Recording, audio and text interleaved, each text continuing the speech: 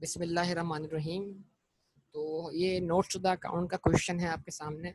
10.7 पास paper का question भी है और क्वेश्चन बैंक में भी मौजूद है इंटरनेशनल एसोसिएट्स के नाम से। तो लिखा हुआ क्या आ रहा है अब आपके सामने?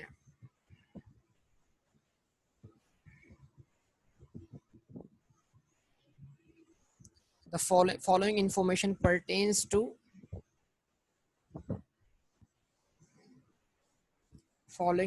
pertains to International Associates Limited.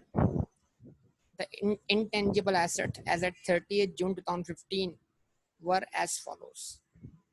तो आपको इंटेंजिबल एसेट्स के बारे में इंफॉर्मेशन दी है। ब्रांड्स यूजफुल लाइफ 10 साल है, सॉफ्टवेयर यूजफुल लाइफ 5 साल है, लाइसेंस यूजफुल लाइफ इनडेफिनेट है। ठीक है, डिफाइन नहीं हो पा रही। Cost 200,000, cost 200 million rupees in million में, और 80 मिलियन एंड 15 मिलियन।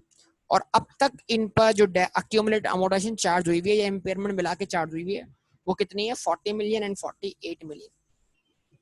जब आप ओपनिंग कॉस्ट में से लेस करेंगे ओपनिंग अक्यूमुलेटेड अमोर्टाइजेशन, तो आपको मिल जानी है एसेट की ओपनिंग WDV। यस और नो रिस्पॉन्स दें सब लोग बेटा। ऐसा ही है, क्या होगा? एसेट की ओपनिंग WDV मिल जाएगी ना आपको बेटा? क्या कहते हैं आप सब लोग? ऐसा ही है, ओके। देन हम उसको आगे लेके चलते हैं। Details of expenses incurred incurred on project to improve IAL's existing production process। वही मौजूदा प्रोडक्शन प्रोसेस को इम्प्रूवमेंट के लिए आप क्या कर रहे हैं? प्रोजेक्ट शुरू कर रहे हैं। ऑब्वियसली उसमें क्या होगी? रिसर्च होगी। ऑब्वियसली उसमें क्या होगी? डेवलपमेंट होगी। तो अब यहाँ पर दो हिस्सों में तोड़ के बताया गया। अप टू जून 2015 20 मिलियन, ठीक है, और जुलाई 2015 से लेके मार्च 2016 तक कितना है? 45 मिलियन। सबसे पहले नोट कर लें हमारा रिपोर्टिंग पीरियड क्या है। ठीक है, ये आपको 30 जून 2015 तक के बैलेंसेस दिए हुए हैं। तो आप अगर अपना साल शुरू करते हैं 1 जुलाई 2015 से, तो आप अपना अगला साल एंड करेंगे कहां पर? ऑब्वियसली आप अगला साल एंड करेंगे 30 जून 2016 पर। ऐसा ही है ना? यस और नो रिस्पॉन्स प्लीज। अच्छा जी, अब उसके बाद क्या जनाब? तो इसका मतलब क्या है? ये कॉस्ट तो फिर लास्ट अकाउंटिंग पीरियड में इनकर हो चुकी ना भाई, सिंपल सी बात। अच्छा, अब लिखा हुआ क्या आ रहा है यहाँ पर? Expenses were incurred evenly during the above period on 30 सितंबर 2015, जो कि कब आ रहा है? 30 जून 2015 के बाद आ रहा है, ठीक है ना, और वो फॉल करता है करंट अकाउंटिंग पीरियड। तो it was established that the project is commercially viable. The new process became operational with effect from 1 April. यानी कि कमर्शियली जब प्रोजेक्ट विएबल हो गया, तो मतलब इस बात का बोलने का मतलब ये कि ये मान लीजिए कि तमाम क्राइटेरिया क्या हो गए इस डेट पर कंप्लीट हो गए, मैच हो गए या फुलफिल हो गए। The new process became operational with effect from 1 अप्रैल 2016। और ये आपने कॉस्ट इनकर की है अप टू 31 मार्च 2016, और ये कॉस्ट डेवलपमेंट यहाँ पे कंप्लीट हुई, और 1 अप्रैल से ये एसेट अवेलेबल फॉर यूज हो गया। यानी कि इस पे चार्ज करनी है आपने amortisation. That it will generate cost saving of ₹10 million. मतलब फ्यूचर इकोनॉमिक बेनिफिट कैसे अक्रू होता है या कैसे इनकर होता है आप जानते हैं। या तो वो जिस चीज पे आप डेवलपमेंट कर रहे हैं वो आपको इनफ्लोज जनरेट करके देगा, या फिर वो इकोनॉमिक बेनिफिट आपको कैसे देगा? आउटफ्लोज को सेव करके। सारे पैराग्राफ आपने लाइन टू लाइन पढ़े हुए हैं, अगर आपको अच्छी तरह बातें सारी की सारी याद हो तो। ये सारी बातें स्टैंडर्ड में हमने रीड की हैं, अगर आपको अच्छी तरह बातें याद हो। उसके बाद आगे क्या लिखा हुआ आ रहा है?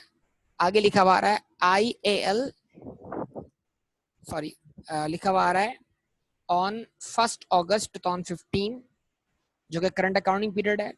IAL entered into agreement to acquire ERP software. एक नया सॉफ्टवेयर परचेज कर रहे हैं which would replace its existing software। मतलब पुराना सॉफ्टवेयर डिस्पोज ऑफ हो रहा है या रिमूव हो रहा है या खत्म हो रहा है। The new software became operational on 1 अप्रैल 2016। नया सॉफ्टवेयर जो है वो कब से अवेलेबल फॉर यूज हो गया? 1 अप्रैल 2016 से। यस और नो? रिस्पॉन्स देना भाई सब लोग, रिस्पॉन्स दें, ऐसा ही है ना। अच्छा, उसके बाद सवाल क्या है, सवाल ये है कि आप नए सॉफ्टवेयर को कितने से कैपिटलाइज करेंगे।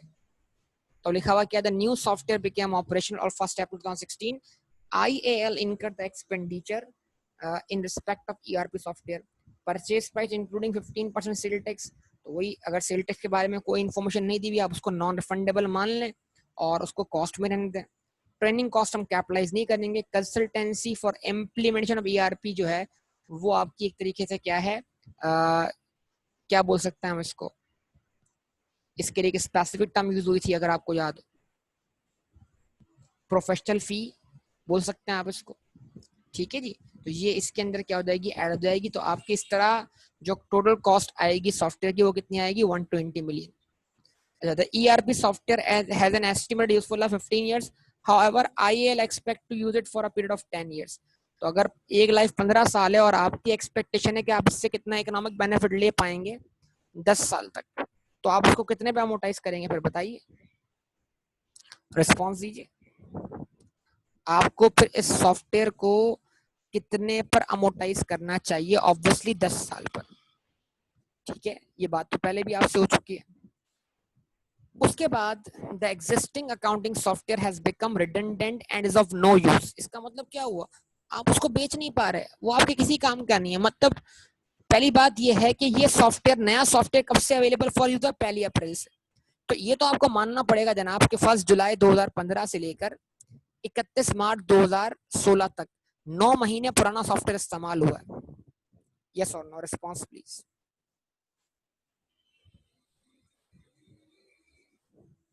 रिस्पॉन्स देना, ठीक है। ऐसा है कि नहीं है भाई, ये नया सॉफ्टवेयर पुराने सॉफ्टवेयर को रिप्लेस कर रहा है ना, कौन सी डेट से कर रहा है, 1 अप्रैल से कर रहा है। तो इसका मतलब तो ये वो 9 मंथ्स पुराना सॉफ्टवेयर इस्तेमाल हुआ है ना। तो पुराने सॉफ्टवेयर पर आप क्या करोगे, 9 मंथ्स की चार्ज करोगे अमोर्टाइजेशन, पॉइंट नंबर 1। और वो अमोर्टाइजेशन चार्ज करने के बाद जो WDV बचेगी वो हमारे किसी काम की नहीं है, वो हमारे लिए क्या है, इम्पेयरमेंट लॉस है। बात समझ में आती है बेटा, रिस्पॉन्स कर दो भाई बराए मेहरबानी, क्या कहते हो सब लोग।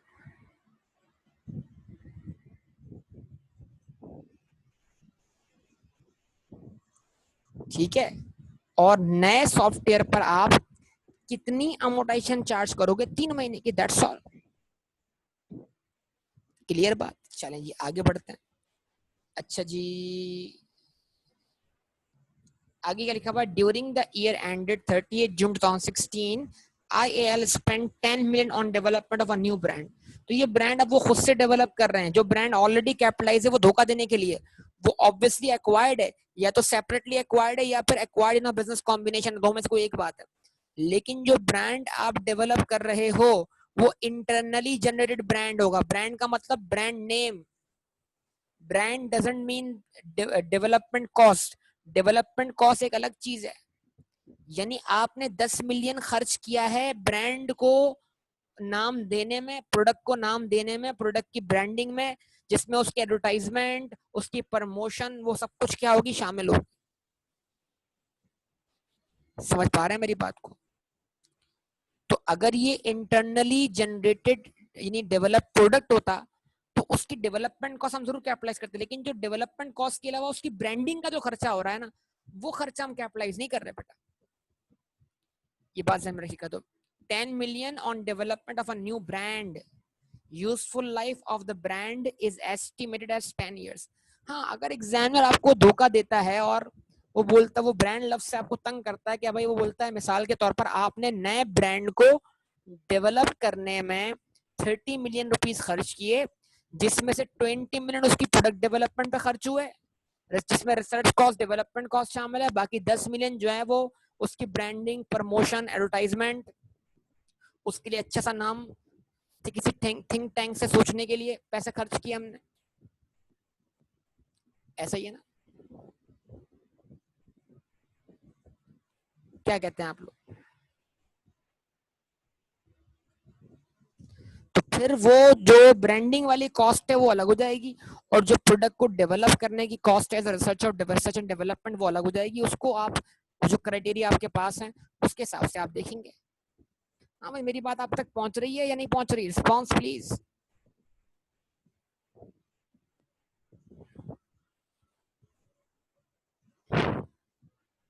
भाई मैं आप सबसे पूछ रहा हूँ, रिस्पॉन्स नहीं मिल रहा मुझे।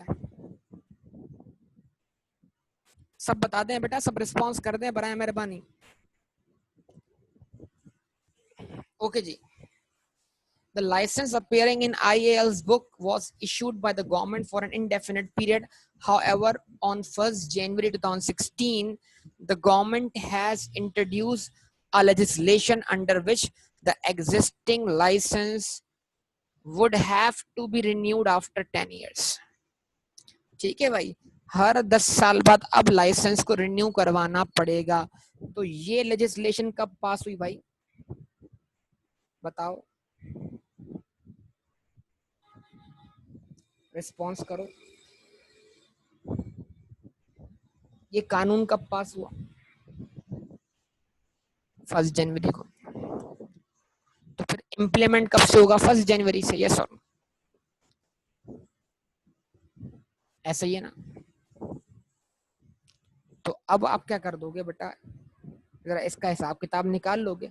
लाइसेंस की आप कैलकुलेट कर लोगे अमोर्टाइजेशन।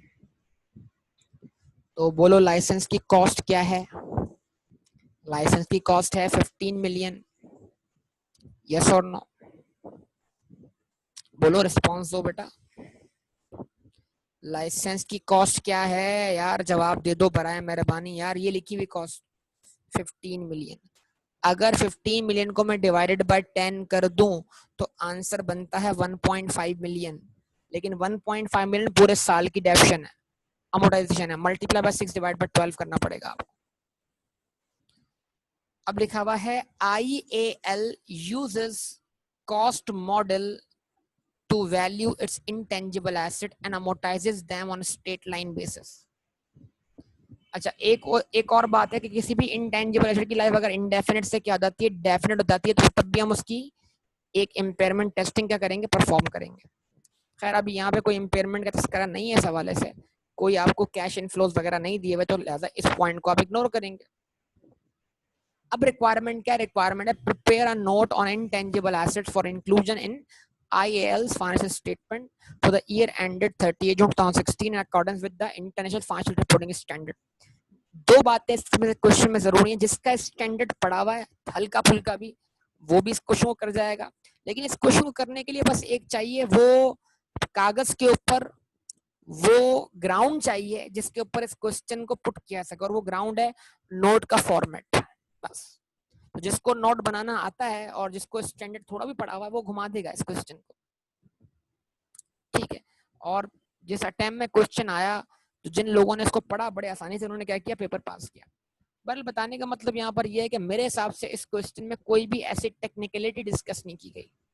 जो इससे पहले हमने क्वेश्चन देखा था लाइसेंस वाला, उसमें बहुत घुमाया हुआ था। वो छोटा सा क्वेश्चन था लेकिन उसमें बारीक बारीक पॉइंट बहुत सारे थे, अगर आप गौर फिक्र करें तो। क्या कहते हैं आप लोग, रिस्पॉन्स है? ये आसान क्वेश्चन, ठीक है जी। तो नाउ स्टार्ट करें इसका सॉल्यूशन। तो हमारे पास ऑलरेडी कितनी क्लासेस ऑफ इंटेंजिबल एसेट्स मौजूद हैं? हमारे पास ऑलरेडी जो है वो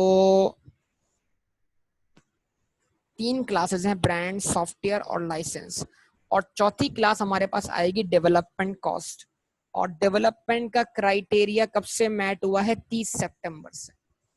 तो ये 45 मिलियन जो कि 9 मंथ की कॉस्ट है, इस 45 को डिवाइड बाय 9 करें, इसमें से जुलाई, अगस्त और सितंबर निकाल दें, बाकी बचे कितने महीने? 6 महीने। तो इसमें से ये 9 महीने का अमाउंट है, इसमें से 6 महीने का अमाउंट क्या है, एलिजिबल फॉर कैपिटलाइजेशन है, उसको हम कैपिटलाइज कर देंगे। और ये कैपिटलाइज अमाउंट इसी साल अवेलेबल फॉर यूज भी हो चुका है, तो लिहाजा इस पर हम चार्ज करेंगे अमोर्टाइजेशन। यस और नो? रिस्पॉन्स? आप सबका भरपूर रिस्पॉन्स चाहिए। चलो ये क्विक जल्दी से इसको सॉल्व कर लेते हैं। IE16 में हमने बहुत दफा सॉल्व किया, बहुत दफा नोट्स टू द अकाउंट बनाया। अब इसका नोट्स टू द अकाउंट बना लें, क्या मुश्किल बात है यार। फॉर्मेट आपको वही IE16 वाला फॉलो कर लेना है, क्योंकि तकरीबन रिक्वायरमेंट सारी की सारी वही है। दोनों का नोट एक ही तरीके से बन जाता है बड़ी आसानी से, अगर आपको चीजें याद हो तो। ऐसा ही है। अच्छा, नाम क्या है क्वेश्चन का बेटा बताइएगा। Inter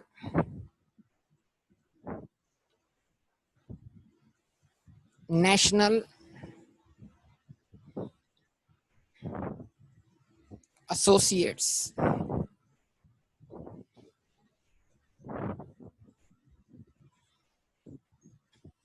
limited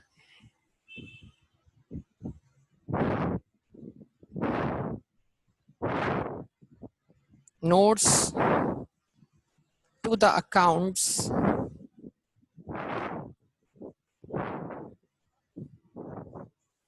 for the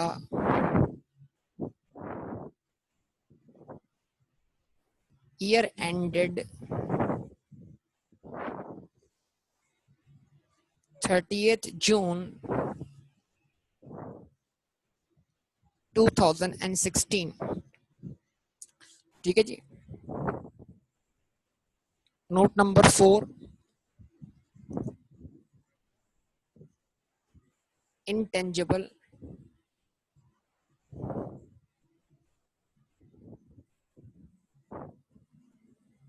assets।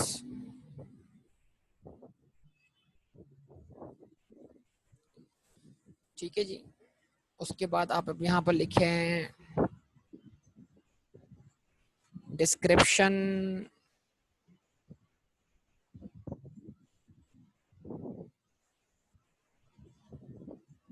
ठीक है।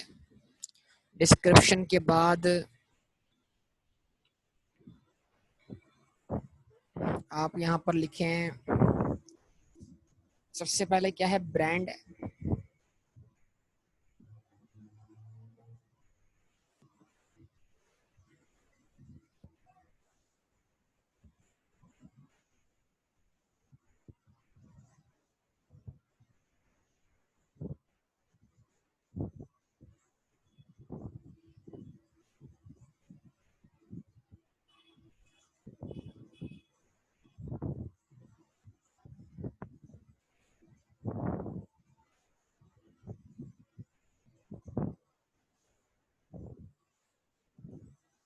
फिर उसके बाद क्या है,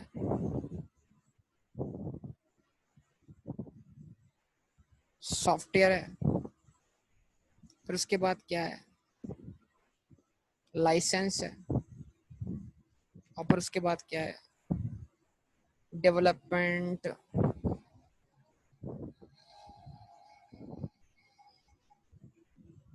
कॉस्ट है। और ऑब्वियसली उसके बाद क्या आना है, टोटल आना है यहाँ पर आपके पास।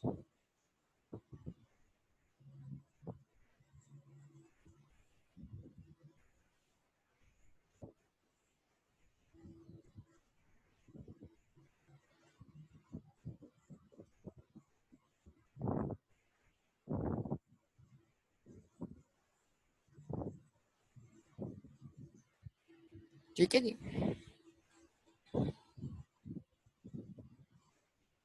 अब उसके बाद यहाँ पर क्या होगा, cost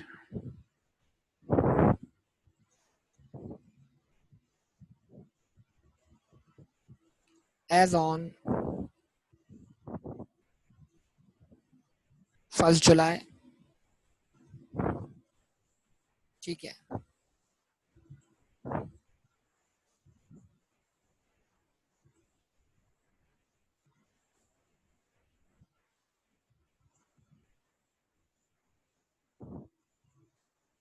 cost as on 1 July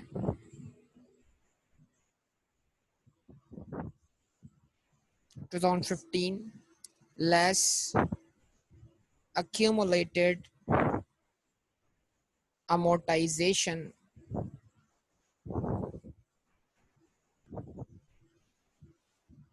and impairment। क्या मिल जाएगा आपको बेटा, WDV एज ऑन 1 जुलाई 2015। ठीक है जी। अब उसके बाद क्या आएंगे, एडिशंस। एडिशंस किस पर हैं, कॉस्ट पर। डिस्पोजल्स होंगे किस पर, कैरिंग अमाउंट पर। लेकिन कोई डिस्पोजल नहीं है क्योंकि वो जो आपका जो सॉफ्टवेयर है वो ऑब्सोलीट हो रहा है। डिस्पोजल होता है किस पर, WDV पर, डिस्पोजल कोई नहीं। अच्छा, उसके बाद रीवैल्यूएशन होती, लेकिन रीवैल्यूएशन नहीं है क्योंकि तमाम ओवरऑल जो है वो, अब बेटा मैंने शुरू कर दिया, इसको मैं कंप्लीट कर दूं ना, एक फॉर्मेट बन जाएगा और जो जिसको देखना होगा वो देख लेगा बेटा। डिस्पोजल WDV पर होगा, ठीक है ना। उसके बाद इस पे यानी रिवैल्यूएशन होती है लेकिन नहीं है कोई। इम्पेयरमेंट आएगी, इम्पेयरमेंट।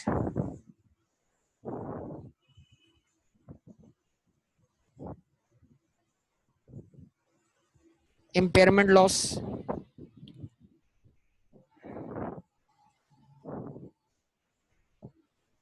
अमोर्टाइजेशन। पर आपको मिल जानी है बेटा WDV एज ऑन 30 जून 2016। और इसको आपने रिकंसाइल कर लेना है कैसे, cost as on 30 June 2016 less कर देनी है आपने क्या, accumulated amortization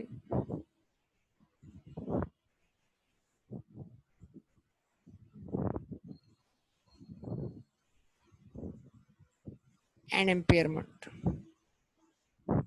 तो अब जो आपको आंसर मिलेगा वो आंसर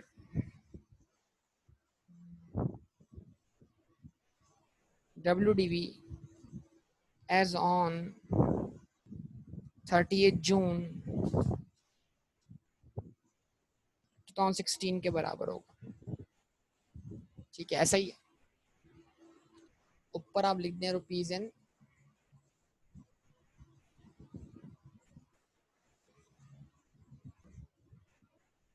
मिलियन।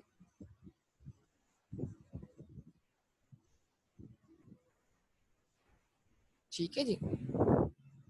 अच्छा, अब उसके बाद चाहे तो आप ऐसे क्या कर लें, लाइन लगा लें।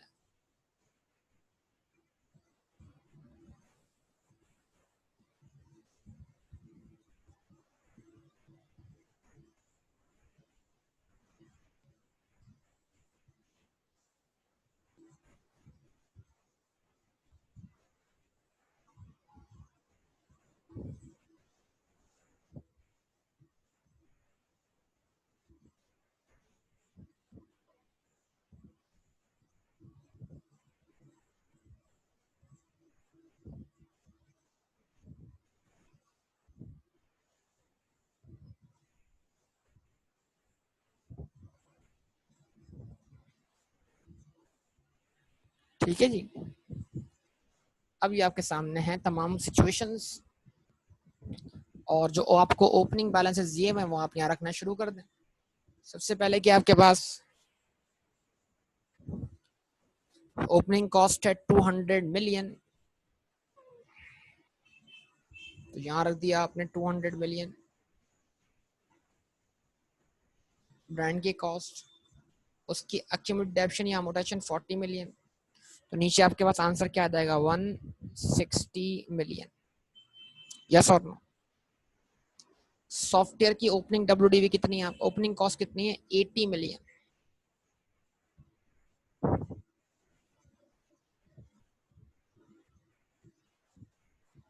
उसकी ओपनिंग एक्यूमुलेटेड अमोर्टाइजेशन कितनी है, 48 मिलियन।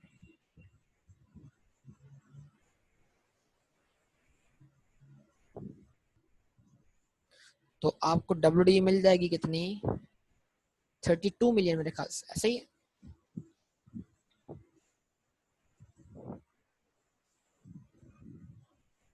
लाइसेंस का ओपनिंग बैलेंस है कितने से 15। इस पर कोई ओपनिंग अक्यूमुलेशन नहीं है। तो डेवलपमेंट कॉस्ट मौजूद ही नहीं था, क्राइटेरिया मेट नहीं होता लास्ट ईयर, एक्सपेंस बना था। तो यहाँ डब्ल्यू कितनी आ गई 15 आ गई। ओके जी, अब क्या कर लें आप इसका टोटल दिखा दें यहाँ पर, मतलब एक लाइन लगा लें यहाँ पर जिससे ये चीज़ क्या हो जाएगी टोटल हो जाएगी। ये ओपनिंग डब्ल्यूडीवी इसमें एडिशंस दिखाएं, तो ब्रांड में तो कोई एडिशन नहीं क्योंकि जो ब्रांड जनरेट किया आपने वो इंटरनली जनरेटेड है। हाँ ये सॉफ्टवेयर में ज़रूर एडिशन है, और सॉफ्टवेयर में जो एडिशन है वो कितने से 120 मिलियन।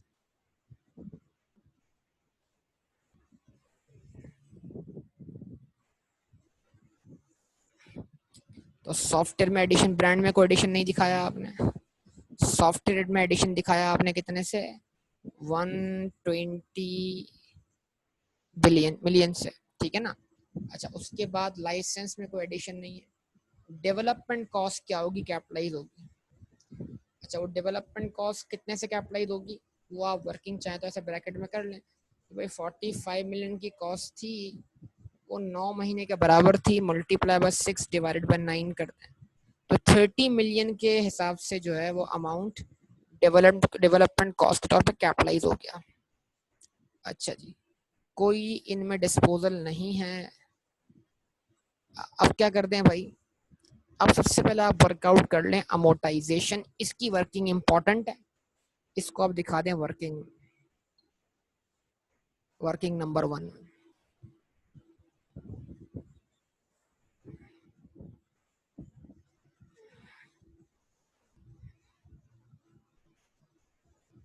अब बोले वर्किंग नंबर 1,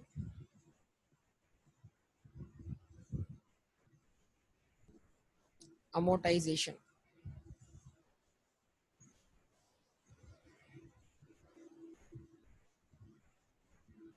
ठीक है जी, क्या करें, ब्रांड पे अमोर्टाइजेशन वर्कआउट कर लें।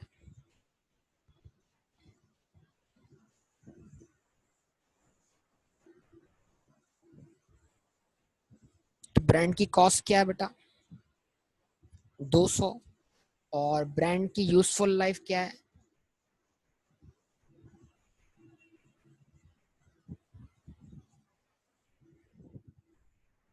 बताओ ना बेटा। ब्रांड की कॉस्ट क्या है 200, और ब्रांड की यूजफुल लाइफ क्या है 10 साल, ऐसा ही है। क्या कर लें इसको आप 10 साल पर अमोर्टाइज कर लें।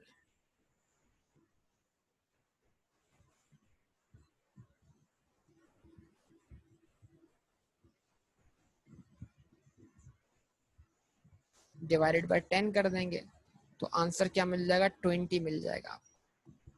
अच्छा उसके बाद ब्रांड के बाद आप आ जाएं कहाँ पर, ब्रांड के बाद आप आ जाएं सॉफ्टवेयर पर।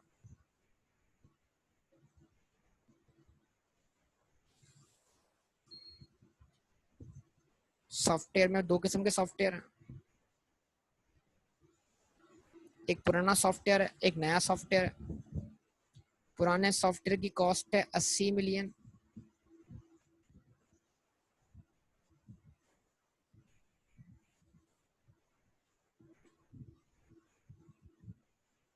और उसकी यूजफुल लाइफ 5 साल है।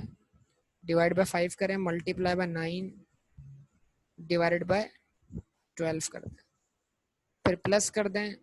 नए सॉफ्टवेयर की कॉस्ट 120 मिलियन और उसकी यूजफुल लाइफ 10 साल है, डिवाइडेड बाय 10 करें और फिर मल्टीप्लाइड बाय 3 डिवाइडेड बाय 12 कर दें, तो मिल जाएगी दोनों की मिलाकर अमोर्टाइजेशन।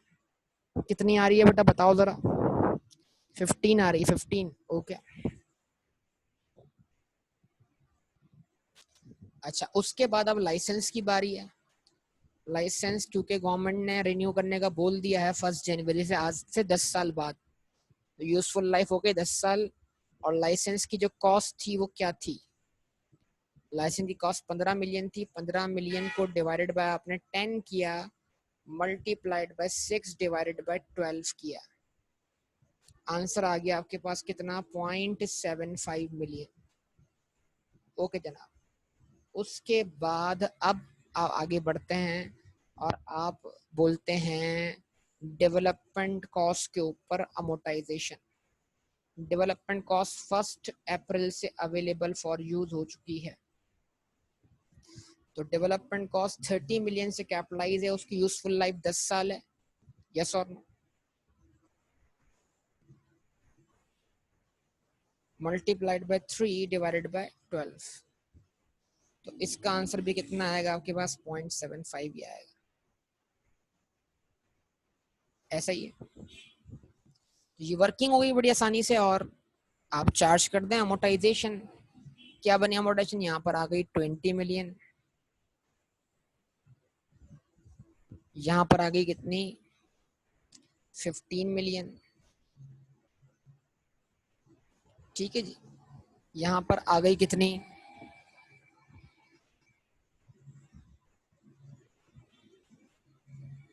0.75।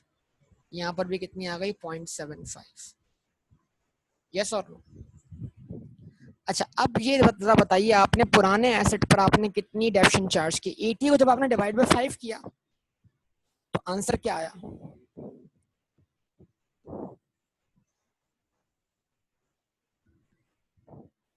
80 को जब आपने डिवाइड बाय 5 किया तो आंसर क्या आया?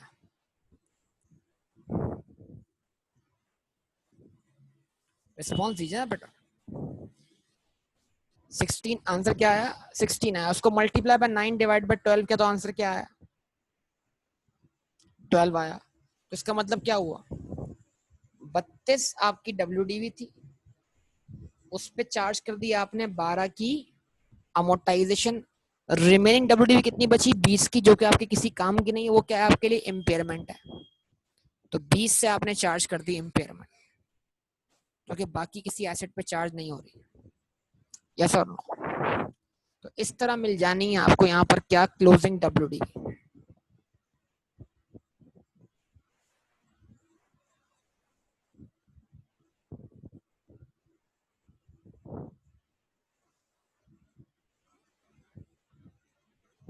ठीक है,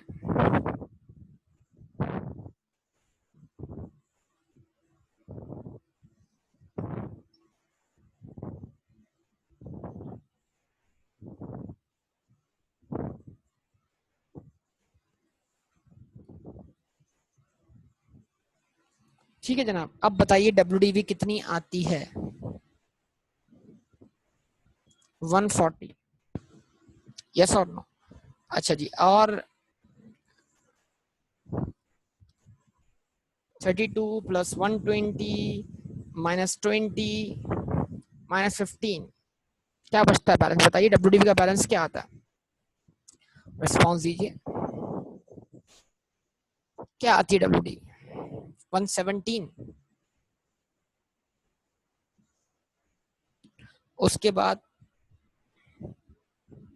14.25, उसके बाद 29.25। ठीक है, ओके। अच्छा, अब कॉस्ट क्या है? एसेट की कॉस्ट, क्लोजिंग कॉस्ट। तो क्लोजिंग कॉस्ट वही 200 है यहाँ पर। अच्छा जी, ओपनिंग आपके पास एक्यूमुलेटेड अमोर्टाइजेशन कितनी थी बेटा? 40 की। यस और नो? और मजीद उसमें इजाफा हुआ कितने का बेटा? 20 का। यस और नो? रिस्पॉन्स करें। तो कितना हो गया? 60 हो गया। तो अब क्या करना है? इसमें 60 लेस करना है। अच्छा, अब उसके बाद ओपनिंग आपके पास कॉस्ट थी कितनी? 80 की। एडिशन हुआ 120 का, कॉस्ट क्या हो गई? 200 हो गई। ओपनिंग आपके पास अक्षम डेमोटेशन कितनी थी? 48 की। उसमें इजाफा हुआ 20 का और 15 का, 35 का। 48 प्लस 35, 48 प्लस 35, 48 प्लस 35,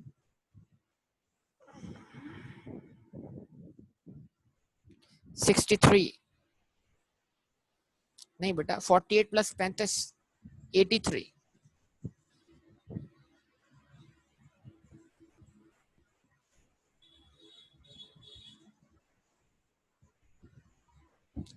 अच्छा जी, यहाँ पर आपकी कॉस्ट क्या है, 15 ही है, और उस पर चार्ज होने वाली अकोमोडेशन 0.75 ही है। यहाँ पे कॉस्ट 30 ही है और अकोमोडेशन जो है वो 0.75 ही है। ठीक है बेटा, अभी आपके सामने पूरा क्वेश्चन आ गया और ये आपके पास सारी क्लोजिंग WDVs आ गई। आप उसको रिकंसाइल कर लीजिए। तो closing cost minus closing accommodation and impairment is equals to what, closing WDV। जवाब देते हैं बेटा आप सब लोग।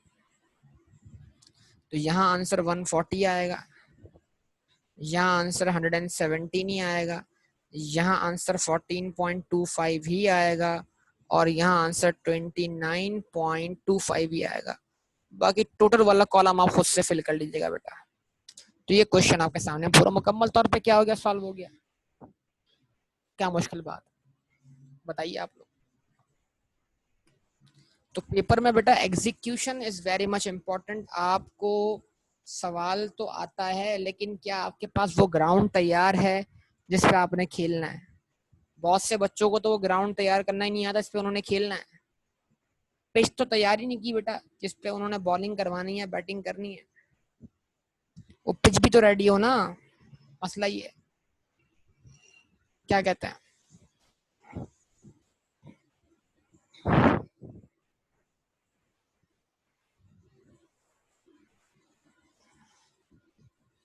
बेहतर है सेपरेट शो कर दें बेटा। हमने सेपरेट ही सीखे हैं और सेपरेट ही होने चाहिए वैसे। ठीक है,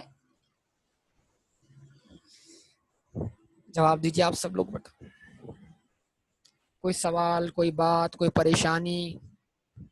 ये पूरा क्वेश्चन सॉल्व हो गया।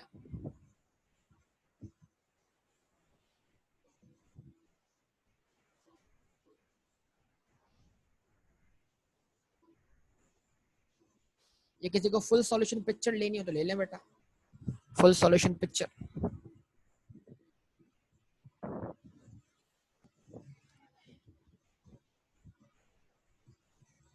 ये क्वेश्चन आपके सामने है पूरा का पूरा।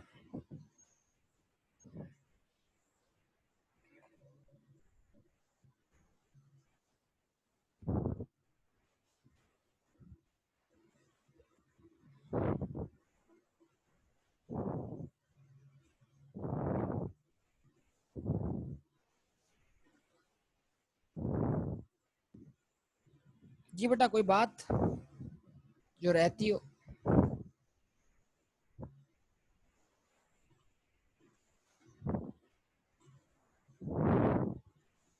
रिस्पॉन्स कर दो भाई बराए मेहरबानी।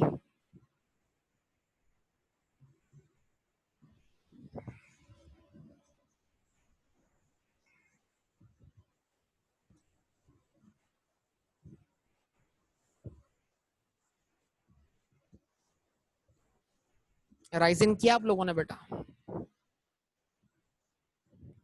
हुसैन तो बिल्कुल खामोश है ना, वो वीडियोस देख रहा है ऑनलाइन उस पे यूट्यूब पर, ना वो यहाँ बात कर रहा है। पता नहीं कौन कौन से टॉपिक रह गए हैं।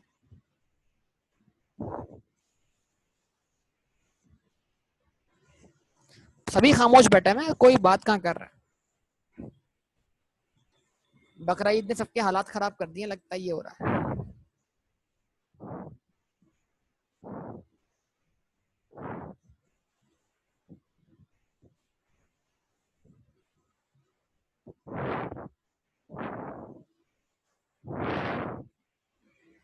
हाँ बताओ।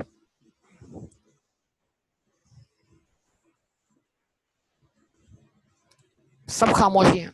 राइजिन कर लिया बेटा, सबसे पूछ रहा हूँ।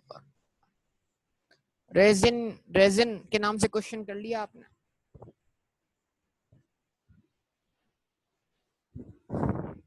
रीड किया है तो रीड करने से क्या होगा यार, सॉल्व करो बराए मेहरबानी, टॉपिक क्लोज करो, मैं कंसोलिडेशन शुरू करूँ यार, बहुत टाइम हो गया, यकीन करो। फराज तो फिर फराज भी गायब है क्लास में। फराज आया है, फराज क्लास में, फराज आ ही नहीं रहा क्लास में। बड़ी यार क्या कहते हैं लापरवाही हो रही है इसमें। ओ भाई ये क्वेश्चन सॉल्व करो बराए मेहरबानी, बराए मेहरबानी आप लोग पढ़ना शुरू कर दो बराए मेहरबानी। टाइम बहुत कम है यार, काम बहुत करना है अब प्रेशर गेम शुरू हो गया है बेटा।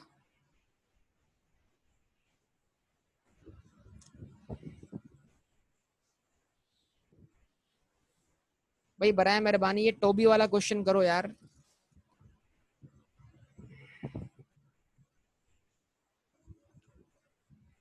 जॉक वाला क्वेश्चन करो। और रेजिन जॉक वाला अगर अभी ना हो तो मैं कंसोलेशन के साथ करवा दूंगा आपको, कोई टेंशन नहीं है, लेकिन कम से कम ये रेजिन वाला क्वेश्चन तो करो यार, ये इंपॉर्टेंट क्वेश्चन है भाई। और ट्यूलिप, ट्यूलिप भी नोट्स द अकाउंट का क्वेश्चन है मेरे ख्याल से। बल्कि ट्यूलिप उसका ट्यूलिप का अमाउंट जो है वो ट्यूलिप का ताल्लुक किससे है, IS 8 से भी है, तो IS 8 करने के बाद हो जाएगा। रिवाइज अमाउंट निकालना है आपको, हो सकता है कोई इसमें एरर या कोई ओमिशन आ गया, ठीक है, तो बहरहाल वो भी हो जाएगा, कोई मसले वाली बात नहीं है। बहुत सारी ऐसी चीजें हैं, कुछ क्वेश्चन जो है वो दूसरे IS के साथ भी कनेक्ट किए जाते हैं, तो IS 8 पढ़ने के बाद भी बहुत सारे क्वेश्चन आपके सॉल्व हो जाना है। सही है बेटा, मैं इसको स्टॉप करता हूँ, इंशाल्लाह बाकी बातें करेंगे आपसे अगली क्लास में। ओके, अल्लाह हाफिज।